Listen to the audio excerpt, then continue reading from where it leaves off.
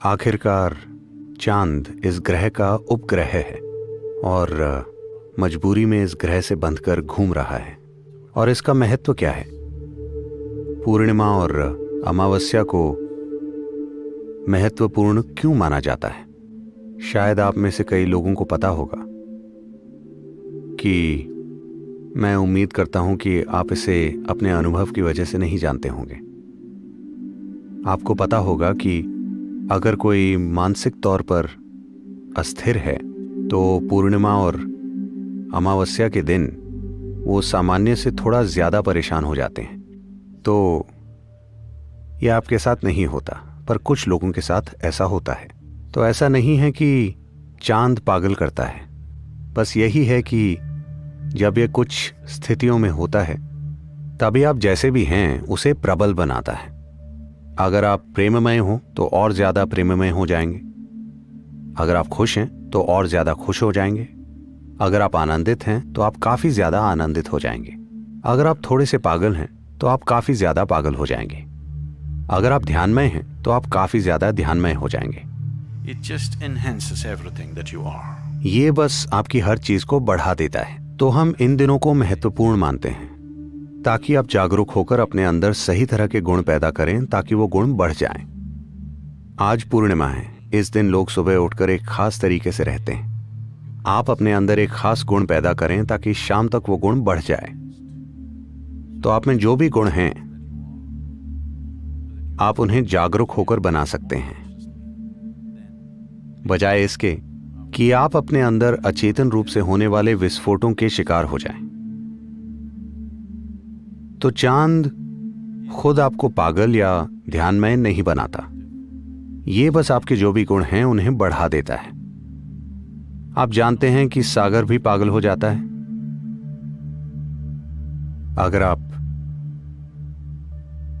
अगर आप समुद्र तट पर तैर रहे हैं तो यह आपके लिए पागलपन है। अगर आप एक बड़े जहाज के कप्तान हैं तो यह आपके लिए वरदान है। लेकिन कुछ होता है, पूरा समुद्र ऊपर उठने की कोशिश करता है। जब सागर ऊपर उठ रहा हो तो यह स्थिति आपके भी ऊंचा उठने में सहायक हो सकती है, अगर आप में इसका इस्तेमाल करने की इच्छा है। और इंसानी जीवन पर चांद का प्रभाव इससे कहीं ज्यादा है।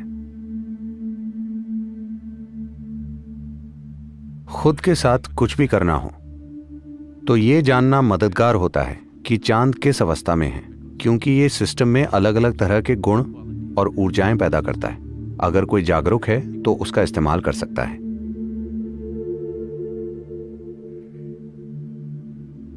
अंग्रेजी भाषा में चांद को लूनर कहते हैं।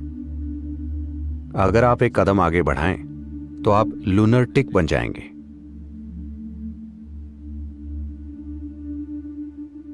तो आमतौर पर चांद का असर अतार्किक माना जाता है।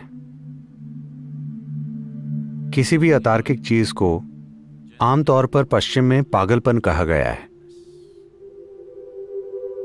या उन्माद। लेकिन यहां हमने हमेशा तर्क की सीमाएं देखी। तर्क जीवन के भौतिक पहलू को चलाने के लिए बहुत कारगर है। अगर आप व्यापार करना चाहते हैं, आप घर बनाना चाहते हैं, आप दुनिया में सभी चीजें करना चाहते हैं, तो आपको तार्किक होना होगा। इसे करने का और कोई तरीका नहीं है। हमारे साथ समस्या यह है कि बाहरी काम करने के लिए हम ईश्वर को बुलाते हैं, भीतरी स्थिति को ठीक करने के लिए हम तर्क का सहारा लेते हैं। दोनों ही चीजें हमारे लिए काम नहीं करती। तो जब बात जीवन के भीतरी आयामों की हो और अगर आप तर्क की सीमाओं से बाहर कदम रखने के लिए तैयार ना हो तो कभी भी कुछ नहीं होगा। अगर मैं आपसे आंखें बंद करके कोई बहुत ही सरल चीज करने के लिए कहूं और आप यहां बैठकर हिसाब लगाएं, ठीक है अगर मैं ऐसा करूंगा तो मुझे क्या मिलेगा, ये और वो, तो आपके साथ कभी भी कुछ भी नहीं होगा। अगर आपको किसी भी सुंदर चीज का स्पर्श पाना है, अगर आपको ध्यान का स्पर्श पाना है, अगर आपको प्रेम का स्पर्श पाना है, अगर आपको आनंद का स्पर्श पाना है, तो आपको अतार्किक होना होगा। हर चीज तार्किक रूप से ठीक है, लेकिन आपका चेहरा लटका हुआ है क्योंकि आपकी हर चीज ठीक है। आप ठीक हैं, लेकिन जीवन इस तरह से काम नहीं करता। जब आप सुबह उठें, कल सुबह जब आप उठें, तो बिस्तर में लेटे हुए 100% तार्किक रूप से सोचें।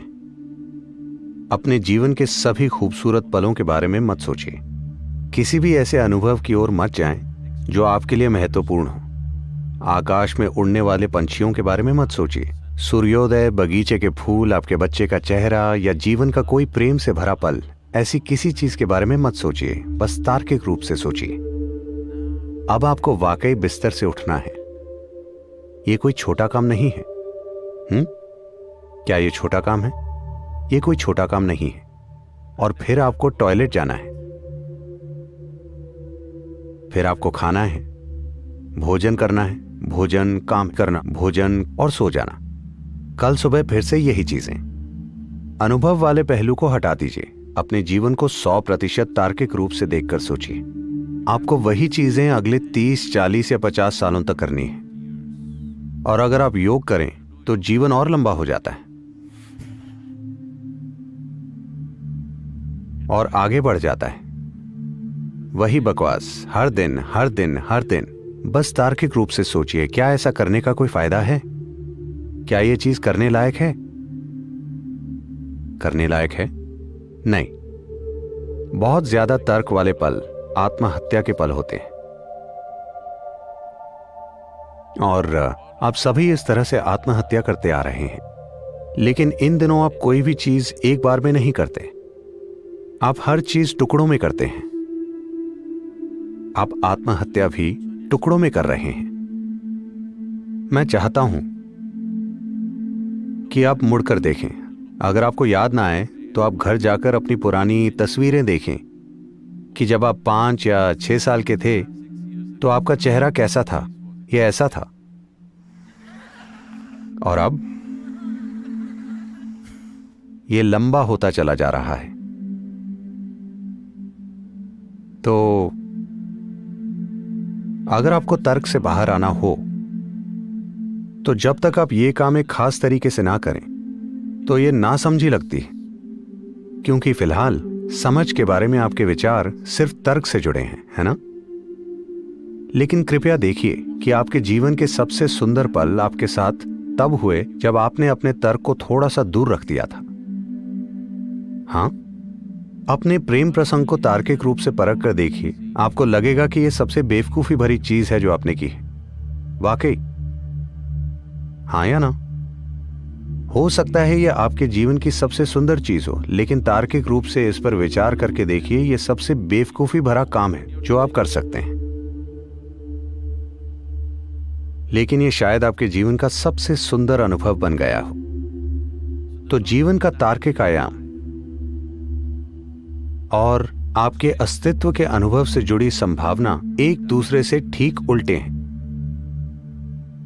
तो योग में हम आपको 2 पहलुओं के रूप में देखते हैं, सूर्य और चांद। आपने प्रतीक देखा है, आपने शब्द सुना है हठ, हठ योग। ह मतलब सूर्य, ठ मतलब चांद। तो ये 2 आयाम हैं। इसके कई प्रतीक हैं। आपने देखा होगा कि शिव को आधे पुरुष और आधी नारी के रूप में दर्शाया जाता है। ये सभी चीजें इसी ओर संकेत करती हैं कि आप में एक तार्किक आयाम है और एक आयाम उससे परे है। अगर आप दोनों की खोज नहीं करते तो आप अधूरे इंसान होंगे, या फिर आप आधे जीवन होंगे। तो जब हम आध्यात्मिक प्रक्रिया या योग वगैरह की बात करते हैं तो हम यही देख रहे होते हैं कि संपूर्ण जीवन प्रक्रिया कैसे बने, ना कि आधी जीवन प्रक्रिया। बस शरीर जीवित है इतना काफी नहीं है। आप में हर चीज प्रज्वलित होनी चाहिए। तभी आप देखेंगे कि चाहे कुछ हो रहा हो या ना हो रहा हो, यहां रहना सार्थक है। अगर आप यहां बैठें तो यहां बैठना सार्थक है। अगर आप अपनी आंखें खोलें तो यह सार्थक है। अगर आप अपनी आंखें बंद करें तब भी यह सार्थक है। वरना जो भी हो, यहां होना सार्थक नहीं है। बस इसीलिए क्योंकि आपका सिर्फ एक हिस्सा जीवित है, बाकी का हिस्सा अभी जीवित होना बाकी है। तो चांद, आज पूर्णिमा है और बादलों ने उसे ढका हुआ है, पर चिंता मत कीजिए। चाहे आप उसे देख पा रहे हों या ना देख पा रहे हों, चांद का असर बिल्कुल मौजूद है। जैसे अमावस्या के दिन चांद का असर पूर्णिमा से कहीं ज्यादा होता है। तो मुद्दा ये नहीं है कि आप किसी चीज का बोध पाते हैं या नहीं पाते, असर तो हर हाल में होता है। आप में एक तार्किक पहलू है जो भौतिक दुनिया को अच्छे से संभालने में आपकी मदद करता है, और तर्क से परे एक आयाम है जिसके बिना भीतरी आयामों तक कभी नहीं पहुंचा जा सकता।